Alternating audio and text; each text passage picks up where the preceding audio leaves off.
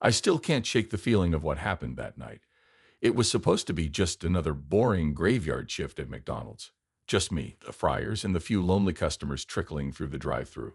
But by the end of it, I was left with no answers, only questions. The last thing I remember before everything went crazy was when the doors to the restaurant slammed open, the bells above them ringing wildly, and a cold draft sweeping through the room, even though it was a warm summer night. I turned to see the shadowy figure standing at the entrance. Then, nothing. That's when the lights went out. I stood frozen in place, trying to figure out what was happening. I heard a low, gravelly voice echo from the dark corner of the restaurant. It didn't sound like anyone I knew, yet somehow it felt familiar.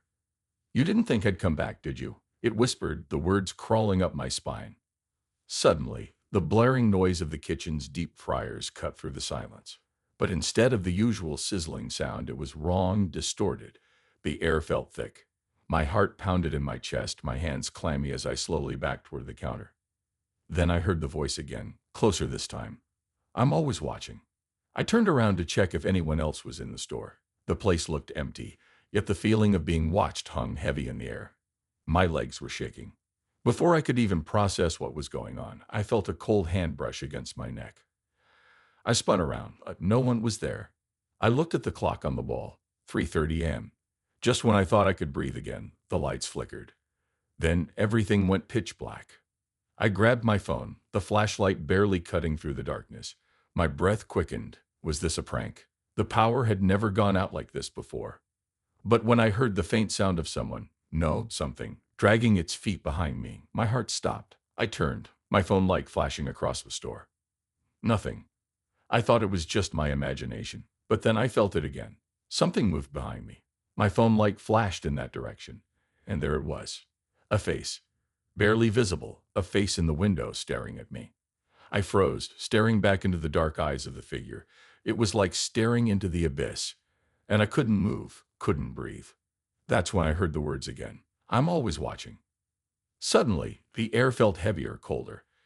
And then the sound of footsteps, slow and deliberate, began to echo from behind me. To be continued. Earlier that evening, everything seemed like it would be just another regular night shift. McDonald's was always quiet after midnight. The fast food joint was tucked on a quiet street in the middle of nowhere. Most of the usual night crew had the night off, so it was just me, Lily, and the new guy, Mark. I'd been working there for nearly 6 months, but Mark, this was his first shift. "You okay back there?" I called to him over the loud hum of the deep fryers. I was busy restocking the condiment station. Mark didn't answer right away. I turned to find him standing in front of the drive-through windows, staring out at the empty parking lot. "You sure you're all right?" I asked again. "Yeah, I'm just thinking," he replied, his voice distant. I raised an eyebrow. "About what?" He shrugged a little nervously. "I dunno, just you ever think there's something weird about this place? I mean, it's so quiet at night. Too quiet." I laughed, even though the back of my neck was starting to tingle. "It's just late, man. People don't usually come in this time of night, that's all." Mark still seemed uneasy. I couldn't blame him. Working at McDonald's on the night shift wasn't for everyone. There was something off about being there after hours. The dark corners of the restaurant, the way the light flickered sometimes, and the strange things that would happen if you stayed long enough. Things you couldn't really explain. Like the sound of a chair scraping against the floor when no one was there, or the occasional shadow that moved when you weren't looking. "Guess it's not for me then," Mark muttered, turning back to the counter. I smiled to myself and went back to working. The night seemed to stretch on forever. The clock ticked past midnight, and as usual, the store grew eerily quiet. The occasional car would pass by, its headlights casting long shadows across the empty parking lot. "Do you ever get weird vibes from this place?" Mark asked again, a little more forcefully this time. I didn't respond immediately. Instead, I picked up a tray of fries and dropped them into the fryer. The grease splashed as it hit the oil, the sizzling noise cutting through the quiet. "No more talking about ghosts, all right?" I said, trying to lighten the mood. "It's just the dark playing tricks on you." But Mark didn't seem convinced. "I don't know, Lily. I've heard stories about places like this. Old McDonald's locations. People say weird things happen around here at night." Now that was something I didn't need to hear. Everyone who worked at the restaurant knew the stories. Stories about strange noises, weird shadows, and things that just didn't add up. You're probably just tired, man. Happens to everyone. I tried to sound casual, but I could feel the unease creeping in. Just then, the front door opened. I turned my head, expecting to see a customer. Instead, it was the wind. The door creaked on its hinges, swinging open with a force that made the bell above it ring wildly. "Did you just see that?" Mark whispered, his eyes wide. Before I could respond, the door slammed shut with a loud bang. We both jumped. "What the hell?" I muttered, but when I checked the door, there was no sign of anyone. Mark looked pale. "I swear I saw something move in the parking lot. It looked like someone was standing out there." I stepped over to the window, trying to peek outside. The parking lot was empty, just the usual shadows from the streetlights. But there was something about the silence that made my skin crawl. "Relax. It's nothing," I said, trying to reassure him, though I didn't feel as sure as I sounded. It felt like something was wrong, like we were being watched. That's when the first strange thing happened. The fryer beeped, signaling that the fries were done. I took the basket out, but when I looked at the fries, something was off. They weren't golden, they were black, like they'd been burned to a crisp. Mark came over to see what was going on. He touched one of the fries. "That's weird. They weren't in there long enough to burn." I didn't know how to explain it. It wasn't like I'd made a mistake. I'd been working at McDonald's long enough to know how the fryer worked. I set the fries in the oil at the right temperature, and yet they came out wrong. "Maybe the oil's too hot," I suggested, but even I didn't believe that. We tossed the burnt fries and tried again, but the second batch came out just as wrong. More blackened fries. By this point, I was starting to feel uneasy. I walked toward the back to check the fryer, but Mark followed me, his eyes glued to the counter. "Did you hear that?" he whispered. I froze. I hadn't heard anything at first, but now that he mentioned it, I did hear something, a low scraping sound. It was faint at first, but it got louder. "Is that from the kitchen?" I asked. Mark shook his head, his face pale. "No, it's coming from over there." I followed his gaze to the back corner of the restaurant. The lights in that corner flickered, casting long, eerie shadows. Something was moving in the dark. I didn't want to look back at the corner. My stomach twisted, but I had to. I slowly turned my head, trying not to make any sudden movements. The air in the restaurant felt cold now, like it had dropped 10 degrees in a matter of seconds. The flickering lights in the corner of the room were almost hypnotic, as though they were trying to pull me in. Mark's face was tight with fear, his eyes wide. "Lily, I think we should call someone." Before he could finish, I heard it. A soft shuffle, like someone dragging their feet on the floor. But it wasn't coming from the kitchen. It wasn't coming from the front either. It was coming from the corner near the storage closet. I froze. The scraping sound got louder, closer. I could feel the hairs on the back of my neck stand up as if someone was right behind me. I turned quickly, but there was nothing there. The kitchen was empty. The dining area was empty. The only noise was the faint hum of the deep fryer and the sound of our breathing.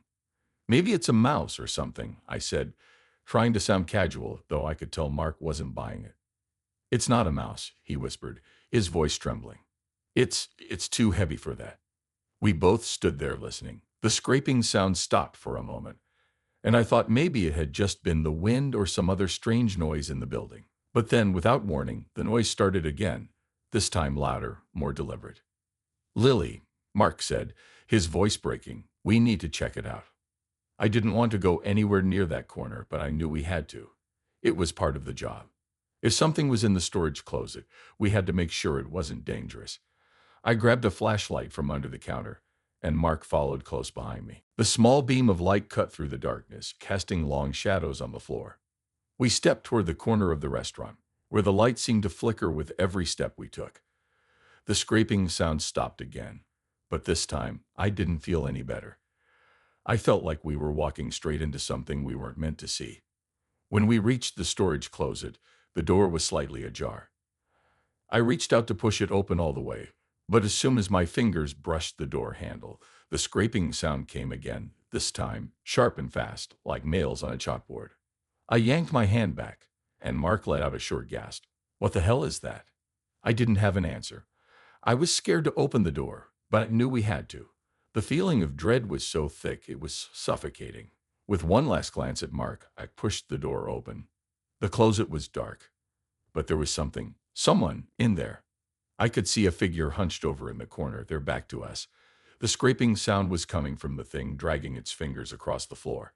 I couldn't make out what it was exactly, but I could see it was moving unnaturally, jerking back and forth as if it was struggling to stay in one place. I don't know what I expected to see when I opened that door, but it wasn't this. It looked almost like a person, but not quite. The shape of the figure was wrong. Its limbs were twisted, stretched out in strange angles, and its head was turned completely around, looking straight at us with hollow black eyes. I felt a cold wave of terror wash over me. I wanted to scream, to run, but my legs wouldn't move. I was paralyzed, just standing there, staring at whatever it was in that closet. Then it started to move toward us. Mark let out a strangled cry and pushed me back, shoving me into the counter behind me.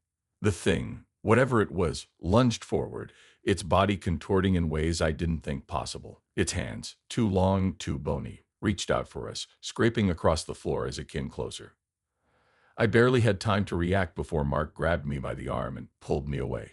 We ran for the back door, but just as we reached it, the lights above us flickered and went out, plunging us into darkness. "Mark, open the door," I screamed, my breath coming in sharp gasps. "I can't find the damn handle," he yelled back, his voice panicked.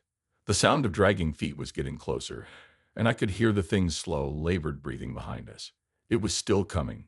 My heart pounded in my chest as I fumbled around for the door handle, finally finding it and pulling it open just as the thing's fingers brushed against my shoulder. We burst outside into the cool night air, the door slamming shut behind us with a loud bang. We stood there, panting and shaking, staring at the restaurant, waiting for the thing to appear. Nothing happened. It was as if everything had gone back to normal, but I knew it wasn't. I knew something was wrong, something we couldn't explain. I looked at Mark, but he didn't say anything. We both knew we couldn't go back inside. Not after that. "What the hell was that?" I asked, my voice shaking. Mark didn't answer at first. He just stared at the door like he expected it to open any second, like something was waiting for us inside. Finally, he spoke, his voice barely above a whisper. "I don't know, but I don't think we're alone here anymore." I turned to look at the restaurant one last time before I agreed. Whatever it wasn't human, and I had no idea what it wanted with us. But I knew I didn't want to find out. The next few minutes were a blur. Mark and I stood outside, unable to move, trying to make sense of what had just happened. I couldn't stop looking at the door, wondering if the thing inside would come after us or if we were just imagining it all. "Hi, I can't go back in there," Mark said, his voice trembling. "Neither can I replied, though my voice was barely above a whisper. I felt the weight of what had just happened settling in. I kept thinking that maybe it wasn't real, that I'd imagined it, but the fear in Mark's eyes told me otherwise. He saw it too. We both did. "Maybe we should just call the cops," I suggested, trying to stay calm. "We can tell them something happened." "But there was a break-in, or—" "No," Mark interrupted, his face pale. "I don't think that would help." I frowned, confused. "What do you mean?" Mark looked at me, his eyes wide with fear. "Because it's not just a person in there, Lily. I don't think it's ever been a person." I opened my mouth to say something, but the words caught in my throat. The thought of going back inside, of facing whatever it was that had been in that closet, was too much to bear. But something told me we didn't have a choice. The air around us felt heavier, as if the darkness itself was closing in. I could feel the weight of the unknown pressing down on me, and somewhere deep inside, I knew we were going to have to go back. The cold night air felt thicker now, like a heavy blanket wrapping around us. Mark and I stood in silence, both of us too afraid to speak, too afraid to even look at each other. The restaurant loomed behind us, dark and silent, but I knew it wasn't empty. I knew that whatever was inside wasn't finished with us yet. "Lily." Mark's voice broke the silence. He was staring at the ground, his hands trembling. "I don't think we can just leave. We have to go back in." I looked at him, my mind racing. I didn't want to go back in there. Not after what we'd seen. Not after what we heard. But the longer we stood there, the more I realized he was right. We couldn't just run away. Not unless we wanted to be hunted for the rest of our lives. "What if we're not alone?" I whispered, barely able to hear myself over the pounding of my heart. Mark swallowed hard. "We're definitely not alone. But we have to figure out what the hell is going on." I nodded, my stomach in knots. We stood there for what felt like hours, staring at the door, waiting for something, anything, to happen. But nothing did. The parking lot was empty, the air still. It was like the world had paused, holding its breath, waiting for us to make the next move. Finally, I stepped forward. Okay, we go in, find out what's happening, and then we get the hell out of here, got it? Mark didn't answer. He just nodded, his face pale. Together, we walked toward the door, every step heavy with dread. The closer we got, the more I could feel my body reacting. My pulse was racing, my hands cold and clammy. I had never felt so vulnerable in my life. When we reached the door, I hesitated, hand hovering over the handle. The restaurant felt wrong, like something was watching us, waiting for us to make a mistake. I pushed open the door slowly. The bell above it rang, sounding more ominous than usual, as if it were signaling our arrival. The moment we stepped inside, the temperature dropped. The familiar smell of fried food and stale hair was replaced by something rancid, like something had rotted in the walls. I took a deep breath, trying to ignore the nausea rising in my stomach, and stepped further into the darkness. "Stay close," I whispered to Mark, who was right behind me, clutching the flashlight like it was a lifeline. The fryer in the kitchen was still running, though I couldn't remember turning it on. Its hum seemed louder than normal, almost as if it were growling. But it wasn't the fryer that worried me. It was the silence, the absolute stillness that had settled in the restaurant. It felt like we were walking into the heart of something that was waiting for us, something that had been waiting for a long time. We moved carefully, checking every corner. The storage closet where we'd seen the creature was still ajar. The flickering light above it gave off a faint buzz. The air felt thick and sticky, like we were walking through molasses. I couldn't shake the feeling that we weren't alone. That thing, the thing with the twisted body, was somewhere in here, watching us. Mark was trembling beside me. I could hear him breathing hard. What if it's gone? What if it left? I shook my head, trying to sound confident. It's not gone. We saw it, Mark. It's still here. We just need to find it. I had no idea what I was saying. I wasn't sure we needed to find it, but somehow it felt like the only way we could escape, the only way we could get out of this nightmare. We crept past the kitchen, the hallway leading to the back storage rooms, and then into the employee area. Everything looked untouched. Too untouched.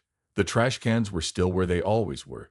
The mop bucket was still in the corner, and the door to the bathroom was ajar, a faint light spilling out from inside. "That's new?" Mark muttered, his eyes flicking nervously toward the bathroom. I nodded slowly. The bathroom light had never been on at this hour, especially when the store was supposed to be empty. Someone might have broken in, but why would they leave the light on? I walked cautiously toward the bathroom, my heart pounding with every step. Mark followed closely behind. The door creaked open with a soft whine. The flickering light inside cast long shadows, and for a moment, I thought I saw something move in the corner of my vision. "Lily," Mark whispered, his voice barely audible. "I don't think we should go in there." But I couldn't stop myself. I had to know. Whatever was going on in this place, I needed to see it. I pushed the door fully open.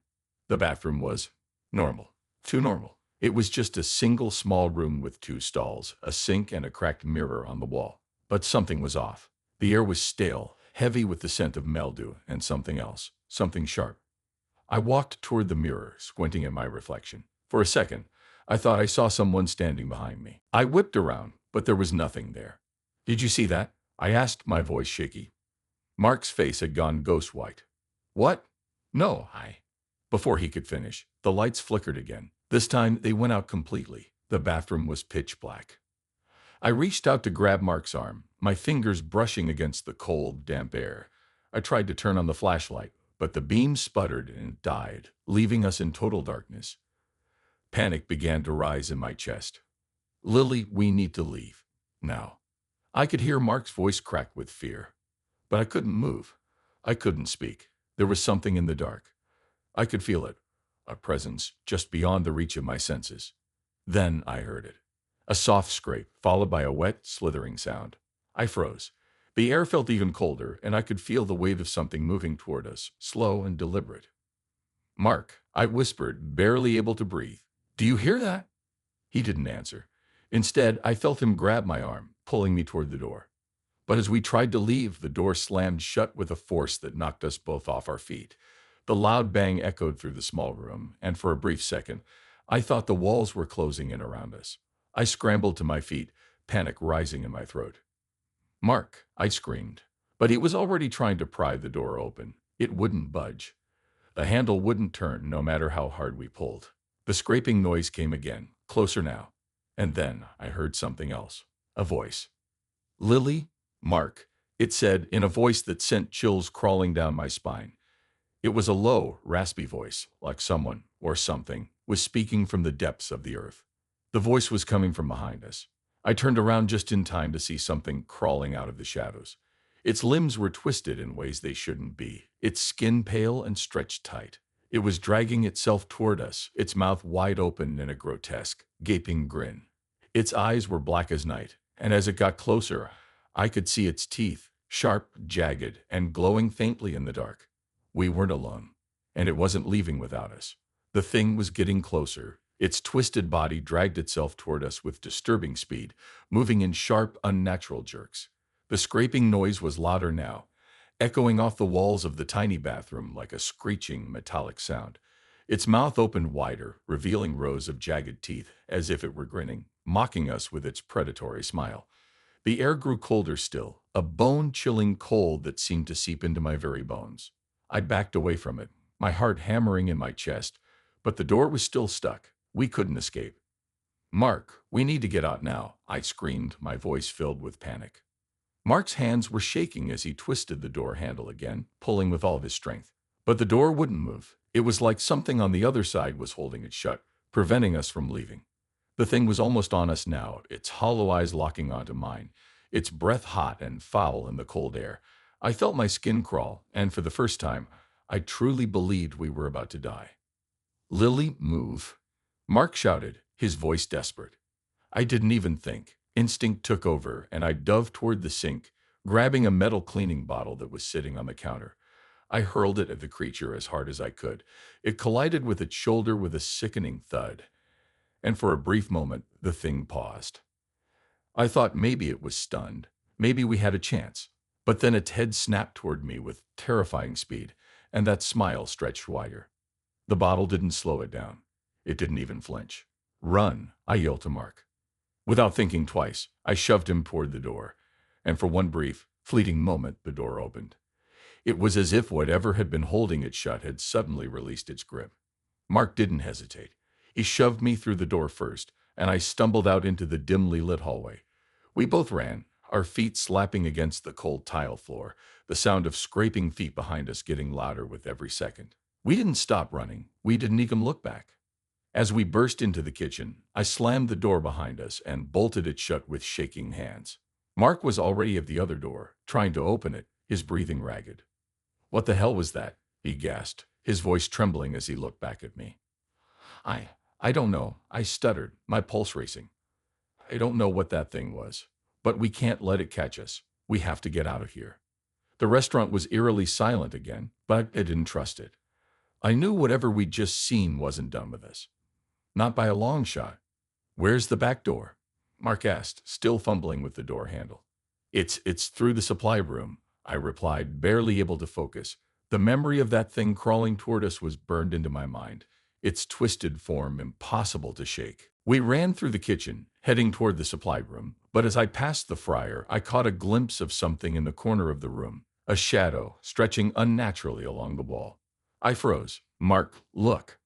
But when Mark turned, the shadow was gone. No, we're not stopping," Mark said, grabbing my arm and pulling me forward. "We're leaving, and we're leaving now." I didn't argue. We both rushed through the supply room, our footsteps echoing in the narrow space. The back door was just ahead, its faint outline barely visible in the dim light.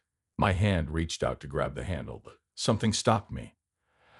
I couldn't explain it, but I felt it. That feeling of being watched, of something lurking just out of sight, waiting for us to make a mistake. I hesitated for a second, glancing over my shoulder. Nothing. The room was empty.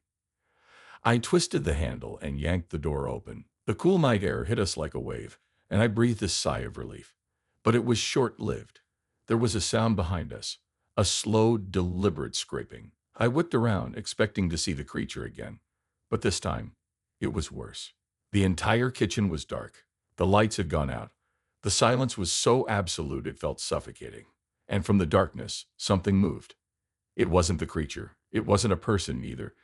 It was something worse. A shape, a shadow. It shifted, expanding and contracting as if it were alive, and it was moving toward us. I couldn't see its form clearly, but I could feel the weight of it, the presence pressing in from every direction. Mark, move! I yelled, but my voice was thin, weak, almost as if the thing was choking the air around me. We ran out of the restaurant, sprinting across the parking lot, not daring to look back. We didn't stop until we reached Mark's car. He yanked open the door, his hands shaking so badly he could barely grip the handle. "Start the car," I shouted, my voice high-pitched with fear. He didn't argue. He threw the car into gear and slammed on the gas. The engine roared to life, and we sped away from the building, the parking lot growing smaller and smaller in the rearview mirror. For a moment, I thought we'd made it. I thought we were safe. But then I looked out the window. There, standing at the edge of the parking lot, was a figure, not the creature, but a person, a man. He was tall, dressed in all black, and he was just standing there staring at us. I slammed my eyes shut, willing the image away, but it wouldn't leave. "Lily?" Mark's voice was shaking, too. "What's happening? What was that thing?" "I don't know, Mark," I whispered, my voice thick with terror. "But I don't think it's over." We drove for miles, not saying anything. The quiet was deafening, and every few minutes I glanced over my shoulder, half expecting the thing to be following us. But there was nothing. The streets were empty, the night air still. When we finally reached the main road, Mark slowed the car, turning to look at me. "We can't go back there. We can't even tell anyone what happened," he said, his voice low. "No one will believe us." I nodded. "I know, we can't. But that doesn't mean it's over. It's still out there. It's watching us." For a long time, neither of us spoke. There was a heaviness in the air, a sense of dread that followed us like a shadow. We had escaped the restaurant, but whatever we had encountered, it was still out there, waiting for the right moment to finish what it started. I didn't know what it wanted or why it was after us, but I knew one thing for sure: we weren't safe. Not anymore. The drive felt endless. The car's headlights cut through the darkness, but it didn't feel like they were doing enough to push back the suffocating weight that seemed to be following us. Mark's hands gripped the steering wheel so tightly, his knuckles were white. He didn't say a word, and neither did I. Every passing mile felt like a lifetime, the silence only deepening the sense of dread hanging in the air. I kept looking over my shoulder, expecting the creature, or that figure in the parking lot, to appear in the rearview mirror. But nothing came. Nothing normal, anyway. When we finally hit the outskirts of town, Mark's car slowed, and I could see his shoulders tense up even more. The tension in the car was unbearable. It was like everything around us had been altered, as if reality itself had been twisted by whatever we'd encountered in that McDonald's. "Lily," Mark's voice broke through the silence, low and shaky. "What if? What if it's not over? What if? What if it follows us?" I didn't answer right away. I didn't want to think about it, but his question echoed in my mind. What if it wasn't over? What if whatever we had seen had marked us, followed us, hunted us down no matter where we went? "I don't know," I said quietly, my eyes locked on the road ahead. "But I'm not going back there. I'm not going back to that place." The thought of setting foot in the restaurant again made my stomach churn.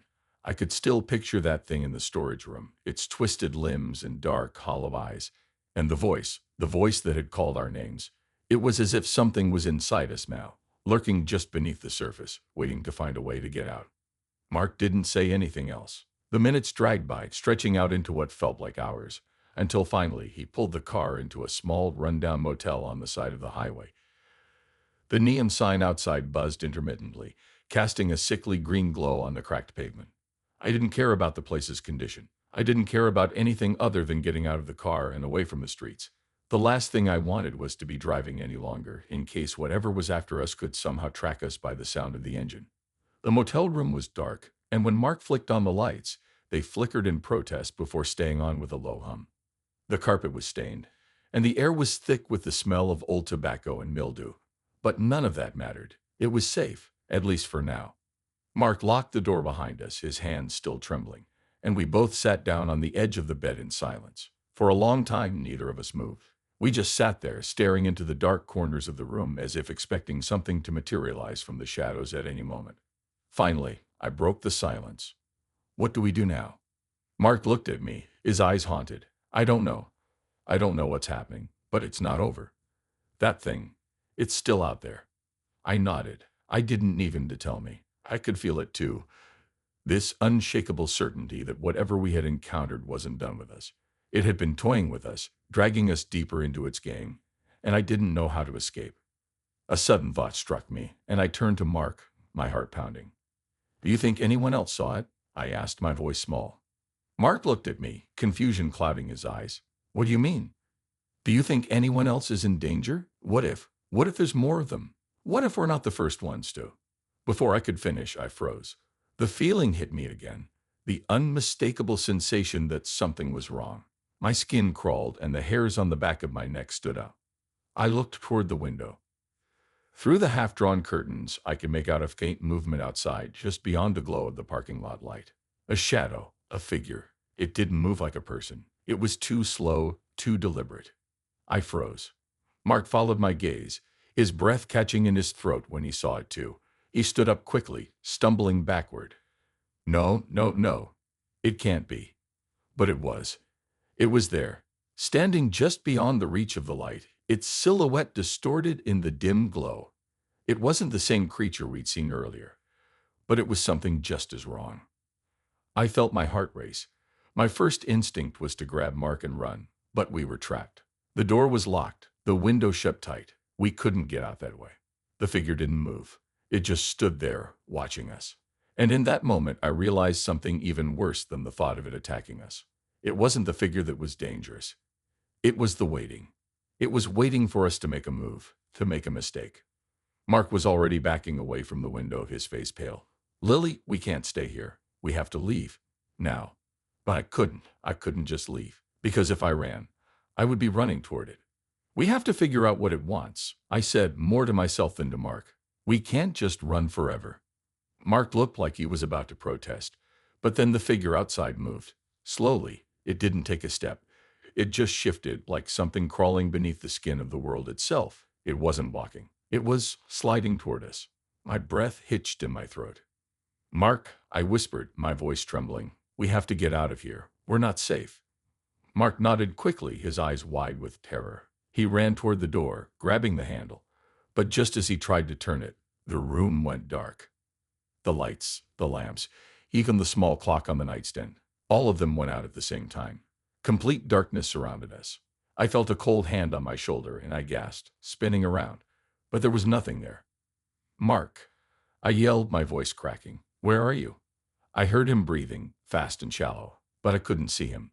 The silence in the room was overwhelming, but it was punctuated by something far worse. A soft, raspy chuckle. I couldn't place where it came from, but it was there, inside the room with us. I felt the presence, its presence, moving closer. Then I heard the door behind me slam shut. I spun around, my chest tightening with fear. It was locked. We couldn't get out. I couldn't breathe. The door was locked, and the room felt smaller by the second. The walls seemed to close in on us, the air heavy, thick with something I couldn't name. My mind raced, trying to figure out how we had ended up here, trapped in this suffocating motel room with whatever was waiting for us. Mark was at the window now, hands pressed against the glass, his breath fogging it up as he peered outside into the darkness. I could hear him muttering something under his breath, but I couldn't focus on his words. The silence around us was crushing. And then the laughing came again, a low, guttural chuckle that seemed to echo from the very walls themselves. My blood ran cold and my body froze. That voice, it wasn't human. "Mark," I whispered, my voice trembling. "Did you hear that?" He didn't answer. He didn't even move. His face was pale, eyes wide, fixed on something beyond the window that I couldn't see. Suddenly, there was a knock at the door. A slow, deliberate knock. 1, 2, 3. I stared at the door, my mind struggling to comprehend the situation. Who could be knocking? The only person out there would be it, the thing. It had found us. "Mark," I whispered urgently, "we need to get out of here. It knows we're in here." But Mark didn't move. His eyes were fixed on the window, as if something or someone was pulling him toward it. He wasn't just afraid. He looked hypnotized. "Mark, snap out of it," I yelled, my voice breaking. He blinked, shaking his head as if waking from a daze. "What? Lily? What's happening?" Before I could respond, the knock came again, louder this time. 1, 2, 3. It wasn't just a knock. It was a message, a warning. My heart pounded as I grabbed Mark's arm and pulled him away from the window. "We need to leave now." Mark seemed to snap out of whatever trance he'd been in, but his face was pale, his lips trembling. Lily, it's out there. I know, I said, my mind racing. But we can't just sit here and wait for it to come in.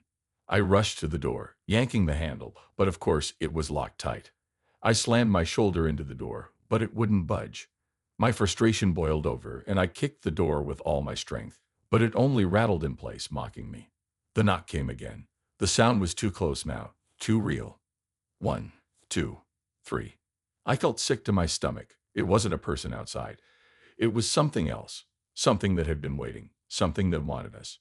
Mark was staring at the door now, as if he could see it, as if the presence on the other side was pressing against him, suffocating him.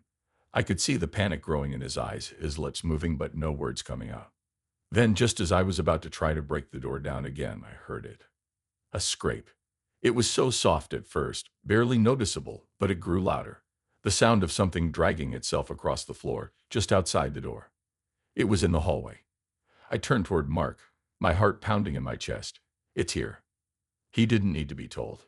He was already backing away, eyes wide with terror. I grabbed him by the arm, pulling him toward the bathroom. Lily, what are we doing? Mark's voice cracked. We can't hide from it. We need to get out of here. I didn't have an answer. I had no idea how to get out of this. All I knew was that we couldn't stay in the open. We needed to think. Mark, get in the bathroom. Now, I said, my voice low and urgent. He didn't argue. He ran into the small, grimy bathroom, and I followed, slamming the door shut behind me. The small room was suffocating, and the dim light from the flickering bulb did little to calm my nerves. I pressed my ear to the door, hoping to hear something, anything that would tell me what was going on outside. But all I could hear was the dragging, that horrible slow scrape, and then it stopped. There was complete silence. I froze. What happened? Mark, too, was tense, his body stiff with fear. He opened his mouth as if to say something, but before he could speak, I heard it again. The laugh. That horrible, guttural laugh. It came from right outside the bathroom door. My blood ran cold, and I pressed my back against the wall, instinctively trying to make myself as small as possible. Mark and I stood in the bathroom, holding our breath, waiting for whatever was out there to make its next move. And then the door handle jiggled. It wasn't forceful, but it was unmistakable. Someone, or something, was trying to open the door. My hand flew to my mouth to stifle a scream, but it was already too late. The sound had been too loud, too clear. The thing on the other side of the door knew we were here. Mark, stay quiet, I whispered, my voice barely a breath. He nodded, his eyes wide with terror. We both stood there, still as statues, listening to the soft, steady scraping noise on the other side of the door. It felt like an eternity. The door handle rattled again, slowly, deliberately. The sound made me want to tear my hair out. It was as if it was savoring every second of our fear, playing with us, making sure we knew it could get to us at any moment. But then, unexpectedly, the door handle stopped moving. The silence stretched out again, thick and suffocating. I didn't dare to breathe. Mark's eyes flicked between the door and me. His lips parted in an attempt to speak, but nothing came out. And then the door cracked. It was small at first, just a sliver of space, but it widened slowly. My heart stopped in my chest. The door was being opened. It was opening the door. I couldn't let it happen. I wouldn't let it happen. I sprang forward, pushing against the door with all my strength, but it was too late. The door swung open. I gasped, stumbling backward into the tiny bathroom, almost falling over in the process. Standing in the doorway was the thing from the McDonald's. It was taller now, taller than I had remembered, its limbs longer, its body more twisted. Its skin was a sickly shade of gray, and its eyes, those dark, hollow eyes, were locked onto mine. It didn't move. It just stood there, watching us, grinning that horrible grin that stretched too wide. And then it spoke. Lily, Mark, it's time to play. I didn't know what it meant, but I felt the blood drain from my face. We were not getting out of here.